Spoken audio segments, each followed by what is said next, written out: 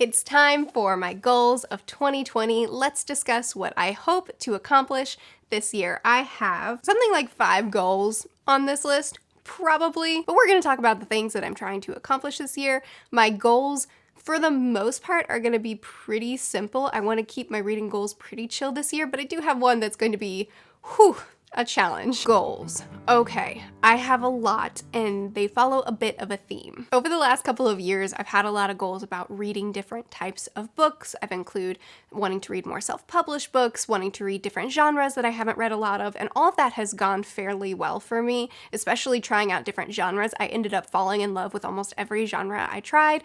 Even though fantasy is still like my number one, I have so many genres that I have fallen in love with. Very few genres do I just say I don't like this genre at all. So I'm really happy about that, and I'm really happy with the variety I read each month. I think I have a really solid balance to my reading. So this year, most of my goals are going to be wrapped around structuring my TBR and making sure that I keep a good variety. You'll see. One thing that changed in 2019 was suddenly my subscribers started sending me a ton of their favorite books. You guys started sending me your favorite books that you wanted me to try out. And that has been so cool for me because the reason I made this channel was so that I could discuss books with people. And so I want to be reading you guys' favorite books because I want to talk to you about them. So having you guys send me your favorite books so that I can experience them with you and talk about them with you has been so cool for me. So because of your incredible generosity and because this is the whole reason I started my channel, not to get books, but to talk to you guys about books, I want to prioritize the books that you guys are sending me. So my first goal for 2020 is to make sure that I read at a minimum 2 books a month that you guys are sending me, and I have it split up so that I'm not accidentally neglecting certain ones. So what I've done is I've taken all the books that you have sent me, and the ones that I'm the most excited about that I already knew about, I already had on my radar, and now I just have a copy that I can physically read.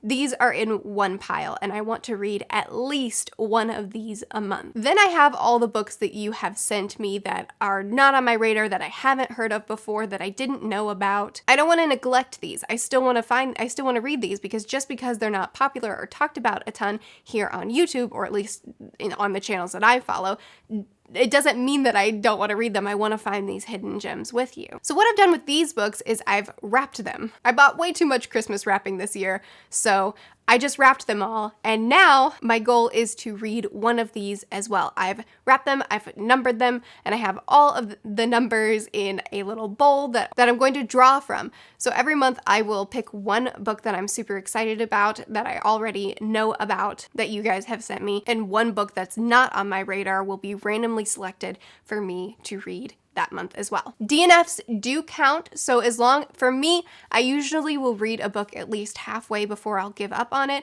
and if I'm really disliking it, then maybe I'll only give it 50 to 100 pages, but as long as I've given it a fair go, it counts.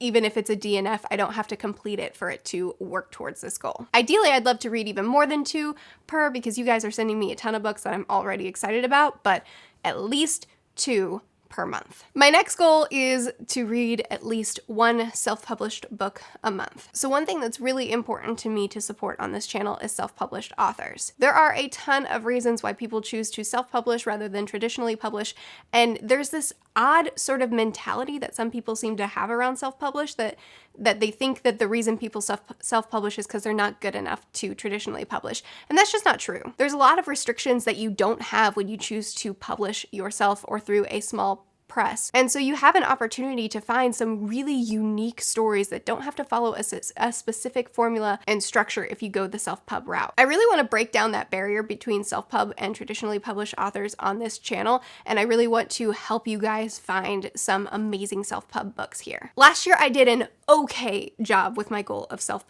of reading self-pub books, but I want to do better this year. So my goal is going to be at least 1 self-pub book a month, not including the books that I narrate. If I'm paid to read it. It doesn't count. It has to be a book that I pick up on my own. But my personal goal, not my channel goal, my personal goal is going to I want to try to do at least 2 a month. But as long as I do 1, I'm set, but I'd like to try to do more. I have a stack of self-pub books that have been sent to me that I am really excited about, and I really want to actually prioritize them better this year. Next goal is going to be to read at least 1 nonfiction book a month. I mentioned earlier a while ago that I was trying to read more nonfiction, and I have done that this year, especially in the second half of 2019. I read a lot more nonfiction than I did in 2018. But the thing is that I really enjoy nonfiction, but I just don't pick them up as often, and I think it's because here on YouTube, at least from what I've seen, there's just not as big of a response for nonfiction as there is for fiction, and that's fine. People can love to read whatever they love to read, but I tend to pick up books that you guys are more excited about, and it seems like fiction gets more excitement. And so like that's what I want to read because that's what you guys want to talk about.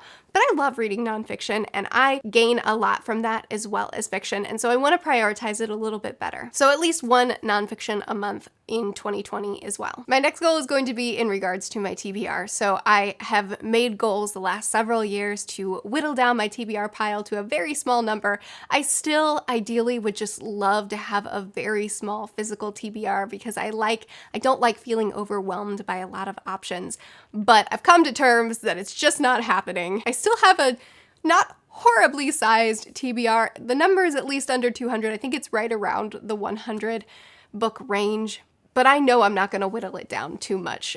So I've given up on that. And now my goal is just for my monthly TBRs.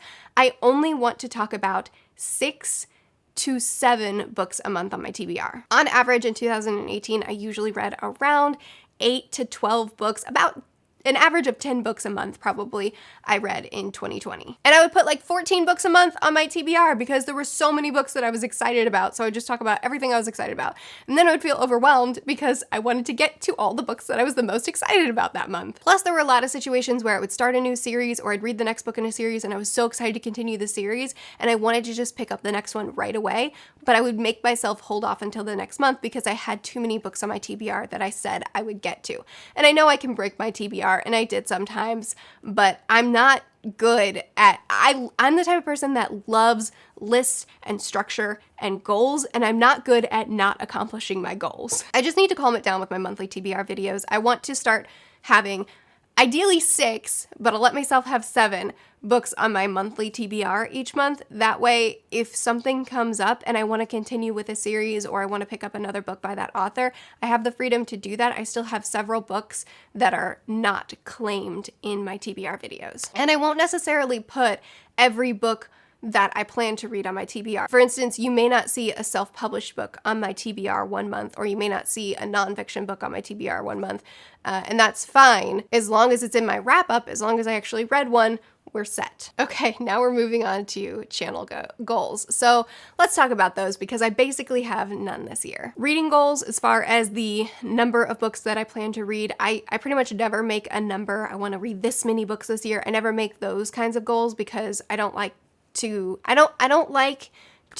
try to pick up shorter books so that I can hit a certain number. I just want to read whatever I want to read, and then whatever number I end up reading at the end of the year is fine. And I'm going to keep doing that. I don't like making those kinds of goals. I don't think there's anything wrong with them. It's just not my jam. Video goals, I have no structure for.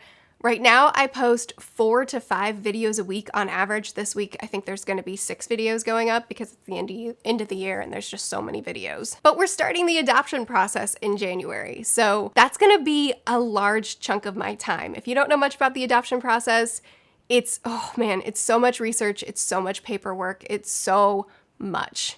So I have no idea what it's going to look like. Ideally, I would love to keep up with 4 to 5 videos a week, and hopefully I can, but I'm not going to put any kind of pressure on myself for that. This is also usually the time that I talk about the Rereadathon, which is a readathon that I started a couple years ago, an entire week focused on just rereading our favorite books.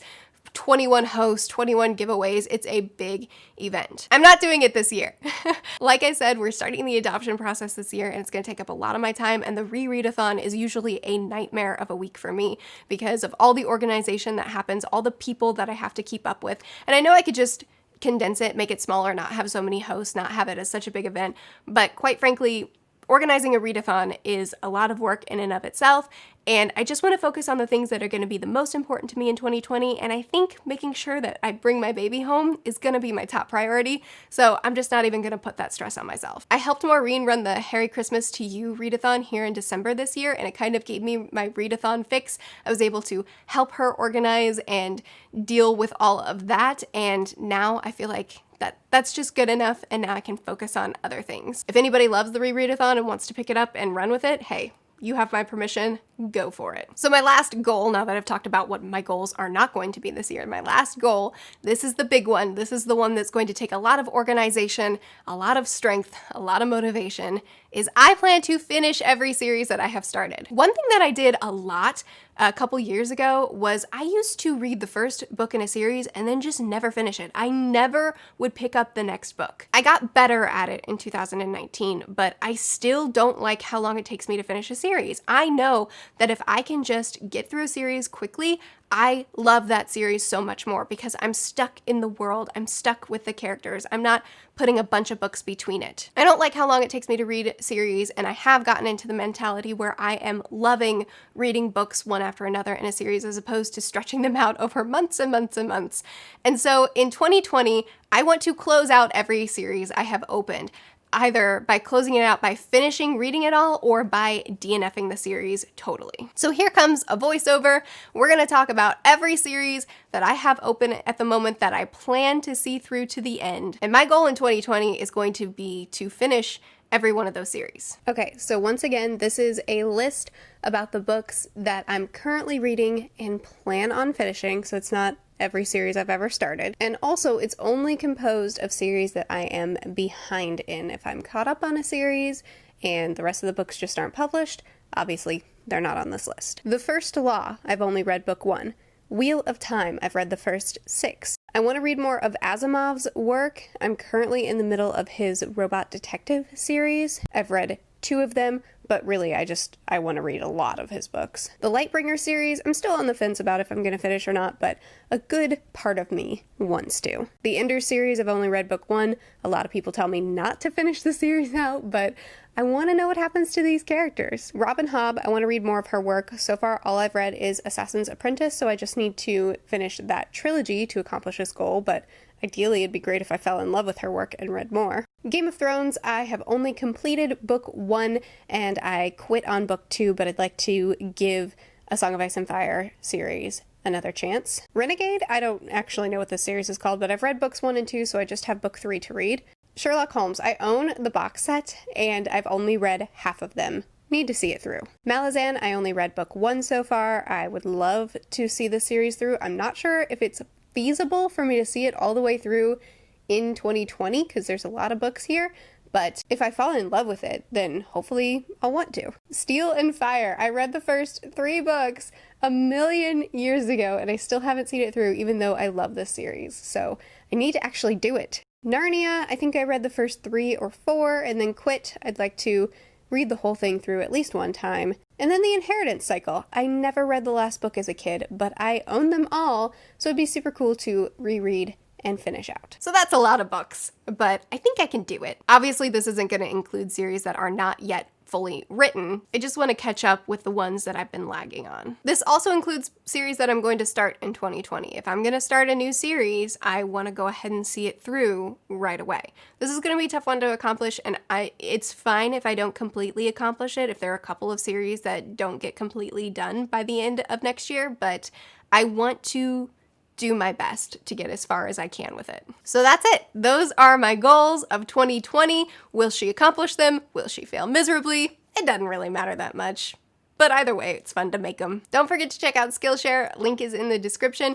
I'd love to chat with you more about any of these goals in the comments. I'd also love to hear what your goals for yourself in 2020 are. I post videos every Sunday, Tuesday, Thursday, and Saturday. I'll see you guys again soon. Bye.